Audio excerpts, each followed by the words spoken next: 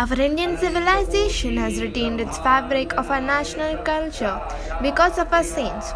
Our land is full of ashrams and gurukuls, where divine values and ideals were nurtured. अम्बुगढ़ में उन्होंने जब पहले दिन आए थे 100 दिन उन्हें तपस्या की। वो खाली जो समुंदर है वो वहाँ पे एक छोटा सा कुंड है पानी का, उसमें वो बैठते थे, ध्यान करते थे।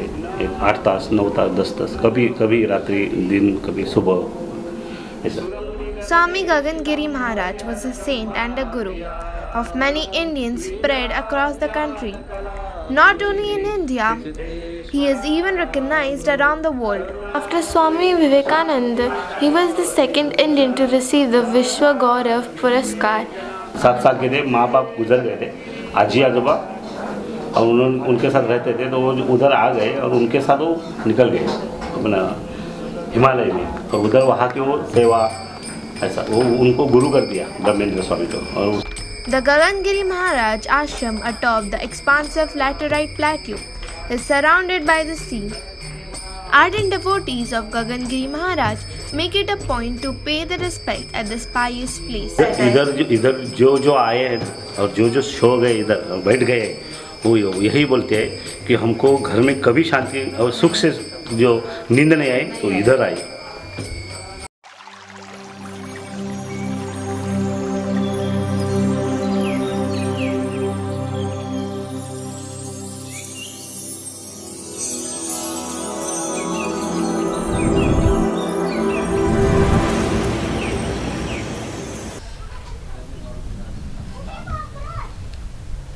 So guys, we were on our way to the fort, but then we saw this ashram on our way, so we decided to see this.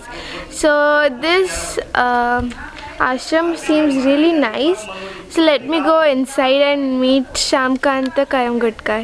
मी श्यामकांत श्रीधर करंगुटकर, मठाचं व्यवस्थापक, पण आंबोळगडला आलेले आहेत। गगनगिरी महाराजांचं मठ आहे आणि इथे महाराजांचं इथे पहिलं आगमन साधारण 77 मध्ये झालं आणि त्याच्यानंतर महाराजांनी या मठाची स्थापना केली। सुरुवातीच्या काळात मुकुंद करंगुटकर म्हणून जे महाराजांना पाठीवर घ्यायचे, त्यांचा तो फोटो आहे आपल्या इथे आश्रमात लावलेला, हे व्यवस्थापक म्हणून होते। आणि त्यांच्याबरोबर भाई करंगुटकर, मुकादम भाऊ, मामा करंबेळकर, कोळवणकर दादा, उल्हासगिरी महाराज, समेळ महाराज, त्याच्यानंतर राजन करंगुटकर, अशी बरीच मंडळी इथे व्यवस्थापक म्हणून काम करत होते। महाराजांचं इथे पहिल्यांदा सुरुवातीला जेव्हा आगमन झालं, जेव्हा सुरुवातीला आले तेव्हा 100 दिवस महाराज इथे होते आणि 100 दिवस महाराजांनी पाण्यात बसून, खाली कुंडात बसून तपश्चर्या केली आणि गुहेत त्यांचं वास्तव्य असायचं। समोर 2 पॉईंट आहेत, त्या पॉईंटवर बसून सूर्यास्ताच्या वेळी समोरच्या पॉईंटला बसायचे आणि सूर्योदयावर सकाळी वरच्या पॉईंटला बसायचे। महाराजांचं वास्तव्य जास्त गुहेत असायचं। महाराज इथे बराच काळ येऊन जाऊन असत। 91चा जो कुंभमेळा झाला त्याचं प्रतिनिधित्व महाराजांना मिळालं होतं आणि ते मिळाल्यानंतर महाराजांनी संकल्प केला होता की मी आंबोळगडला 40 दिवस राहून अनुष्ठान करेन आणि त्याप्रमाणे महाराज इथे आले। 40 दिवस त्यांनी अनुष्ठान केलं। इथे होम हवन 40 दिवस चालू होते, अन्नदान चालू होतं आणि एक वेगळाच आनंद सोहळा इथे पार पडत होता। इथे आलेल्या सर्व लोकांना, भाविकांना, भक्तांना, सेवकांना जे येतात, महाराजांची सेवक मंडळी जी येतात त्यांना चांगले अनुभव येते, चांगली प्रचिती येते।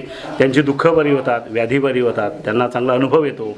ध्यानधारणा करतात, भजन करतात, नामस्मरण करतात, तसंच आनंदाने राहतात, आनंदाने परत आपल्या घरी परतीच्या प्रवासाला आनंदाने निघून जातात। In this ashram, there is a beautiful Lord Datta temple. The ambience of the ashram is so tranquil that only the crashing of the waves down below can be heard. आता आपण समोरच्या दत्त मंदिराच्या परिसरात आहोत आणि आता दत्त मंदिरात चाललो। इथे महाराज जेव्हा सुरुवातीला आले त्यावेळी महाराजांचं ते वास्तव्य होतं आणि महाराजांनी इथे आल्यानंतर ते थांबल्यानंतर दत्त मंदिराची स्थापना झाली। दत्तमूर्ती महाराजांच्या स्वहस्ते स्थापन झाली। आपण आता दत्त मंदिरात प्रवेश करतोय। आतमध्ये महाराजांचे एक सेवक भक्त गुरुसप्तशतीचं पारायण चालू करतायत। आपण जाऊन दत्त मंदिरात दर्शन घेऊया, तिथली भक्ती घेऊया। महाराज हा समोरचा भाग आहे, ही महाराजांची एक मूर्ती आहे, चौपाळ आहे। इथे समोर महाराज स्थानापन्न बसत आणि इथे लोक दर्शन घेत असत आणि ही मूर्ती आहे माझी। ह्या मूर्तीमध्ये दत्तमूर्ती आहे आणि आतमध्ये महाराज बसून इथे ध्यानस्थ बसत।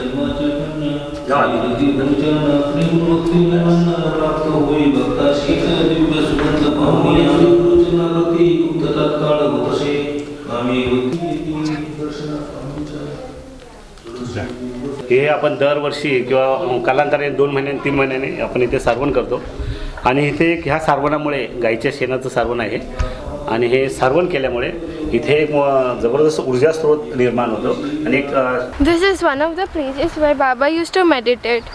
हे बाबांचं एक बसायचं एक आसन आहे. इथे बाबा सकाळी सकाळी किंवा संध्याकाळी सूर्योदयाच्या वेळी बाबा इथे बसून सूर्याचा सान्निध्यात बसत. संध्याकाळच्या वेळेस सूर्यास्त ज्यावेळी होत होता त्यावेळी ह्या पॉईंटला आणि खालच्या पॉईंटला महाराज बसत असत. खाली गुहा आहे, गुहेमध्ये महाराज विश्रांती घेत आणि आराम करत. समोरच्याच पुढच्या भागामध्ये महाराजांचं एक तपाचं कुंड आहे, जिथे महाराज तपश्चर्या करीत. तर बराच काळ तिथे बसून तपश्चर्या करत. आणि 24 घंटे में 2 बार और पानी है. अच्छा, ये मीठा पानी, ये मीठा पानी, ये जो लाइन में पूरा मीठा पानी है. The beauty and spiritual value of this place could not stop me from exploring the cave behind the ashram. For me, going to this place is more than visiting a place of natural beauty. This is the cave where he used to meditate.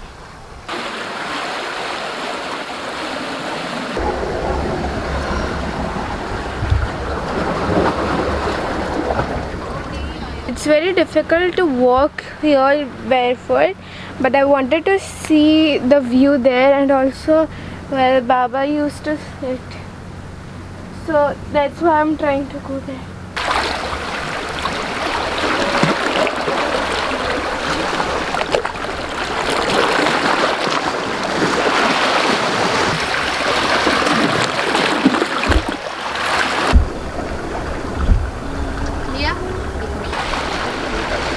This is the place where Gangagiri Baba used to meditate.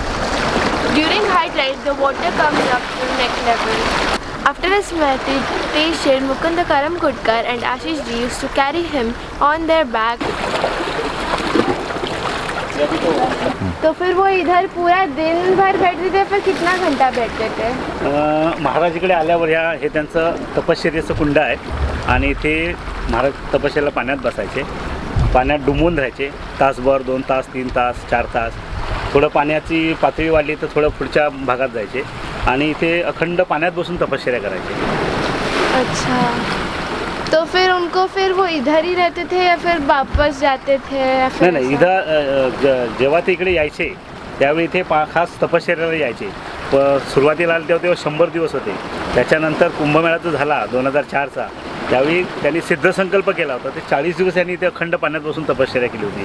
मधल्या काळात म्हणजे जसं त्यांना वाटलं की बा आंबोळगडला जायचं आहे, मग आंबोळगडला यायचे, तपश्चर्या करायचे, पाण्यात बसायचे, गुहेत बसायचे. समोरचे जे 2 पॉईंट आहेत त्या पॉईंटवर बसायचे, सूर्यास्ताला बसायचे, सूर्योदयाच्या वेळी बसायचे आणि मग रात्री 1 वाजता किंवा पहाटे येऊन परत पाण्यात बसायचे आणि गुहेत राहायचे. तो फिर जो सब आते हैं उनको एक्सपीरियंस क्या रहता है इधर? महाराजांचे आपल्या महाराष्ट्रात बरेच किंवा राज्यात बरेच भक्त आहेत, सेवक आहेत. काही व्याधीग्रस्त असतात, काही जणांच्या अडचणी असतात, काही जणांना दुःखाच्या गोष्टी असतात. तर जे इकडे लोक जे येतात, व्याधीग्रस्त येतात, ते इथे येऊन बरे झालेले आहेत. कोणाचा कॅन्सर बरा झाला आहे, कोणाला व्याधीग्रस्त शरीर ते जर असेल तर ते बरं झालेलं आहे. कोणाला जर ध्यानधारणा करायची असेल, पाण्यात बसायचं असेल, योगा करायचं असेल तर त्या सगळ्या गोष्टी करण्यासाठी खूप बाहेरून लोक येतात, इथे पाण्यात बसतात, तपश्चर्या करतात आणि आनंदाने निघून जातात. It's really an amazing feeling and you can feel the energy when you are here. I don't have much time so I cannot do meditation here, but if I would have then I would definitely do it. It is more like entering a place of contemplation and meditation.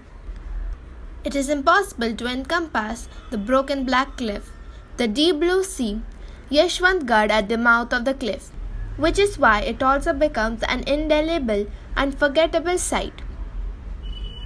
It's really tough to go there and also to come back. So I would suggest to be careful when you come here. I think this place was really nice and this is a really unique place and definitely there should be some development, there should be some Bhakta Nivas so that the pilgrims can stay and enjoy. I would really want everybody to come here and they can do meditation over here and they can feel that energy that Baba used to feel.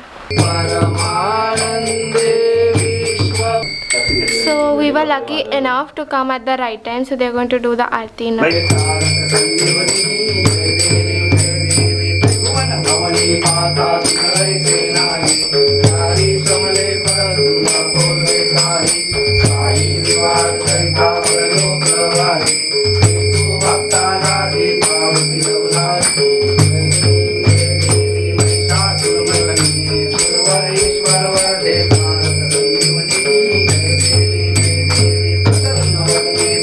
Oh